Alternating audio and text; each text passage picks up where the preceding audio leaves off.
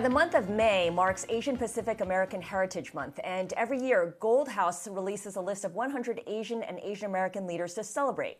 In today's Bloomberg Equality, our conversation about the bottom line impact of diversity, we discuss this year's list with Bing Chen. He is chairman and co-founder of Gold House. Bing, it's great to speak with you. And of course, context is everything. And this year, you are honoring these leaders against the backdrop of increasing racism against Asians because coronavirus originated in China. What is the message you want to send to those inside the Asian American community and those beyond with this list?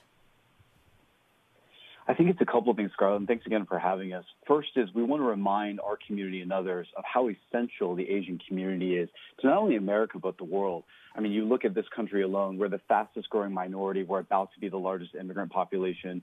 We're incredible spenders and consumers. So we actually have the most rapid spending power growth, about 214% growth in the last 2 decades versus 20% of the rest of our country.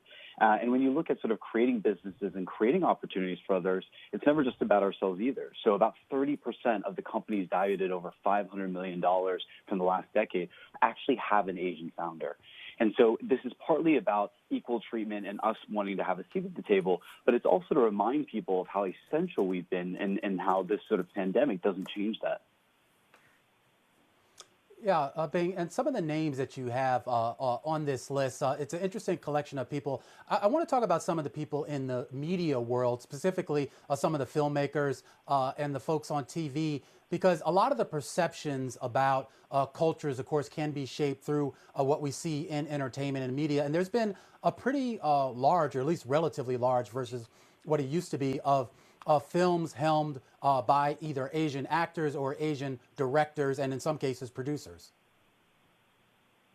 Absolutely. I think something that often people find surprising is on the sort of consumption side, Asians are actually the second highest moviegoers. So it is not a coincidence that there is a market for Asian content or Asian-led content.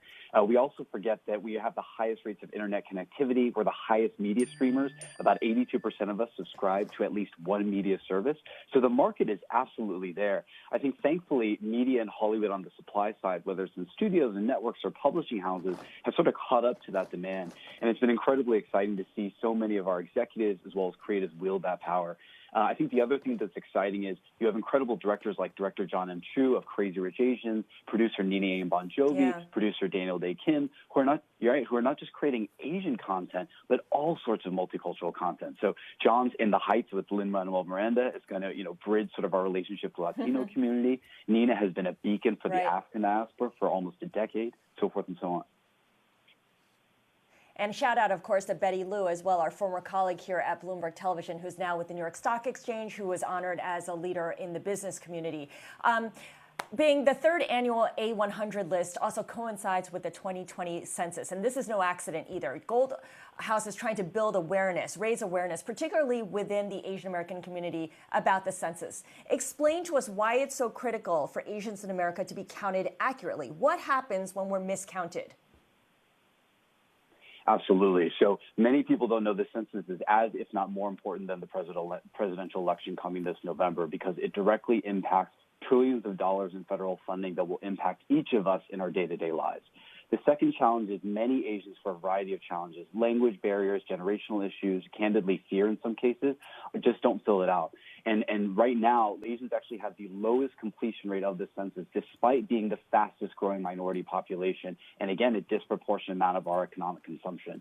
That cannot happen. I want to make sure that our people are not only counted so we receive federal funding, but also benefit from the trickle-over effects of that funding, whether it's greater societal advancement economically or being more positively perceived in culture.